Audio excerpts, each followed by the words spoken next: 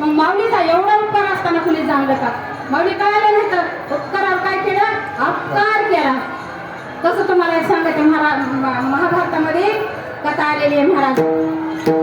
एक अशी काय म्हणतात चांडाळीन होती आणि समशानामध्ये काय करू लागली, आपलं अन्न शिजवून खात होती. अन्न शिजवताना असे एक साधू होते, जवळून जाऊ लागले आणि त्यांनी विचारलं, काय आई साहेब काय शिजवालात? कारण की चांडाळी असले तरी संताच्या सगळं समान असतं, भेद नसते. काय शिजवालात?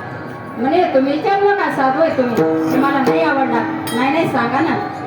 अहो म्हणे काय नाही, कुत्र्याचं मांस आहे म्हणे, मी हे कुत्र्याचं मांस शिजून खाले मसनवाट्यामध्ये. म्हणले इथं आगरी कुठून आणला?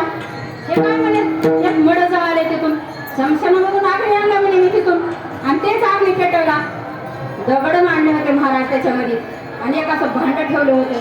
जरा निरीक्षण करून बघितलं जवळ जाऊन, भांड जास्तच पांढरं दिसू लागलं. आणि माऊली भांड जास्तच पांढरं दिसतंय, कशाचं भांड आहे? अहो म्हणे इथं कसलं भांड आम्हाला भेटणार आहे? कधीतरी आम्हाला एखाद्या माणसाची कवटी भेटते म्हणे, ते कवटीचं भांड केले म्हणे. मला सांगा, मांस निषेध, अग्नी निषेध, भांड निषेध, उग्रवास येत होता. आणखी विचारलं संतांनी,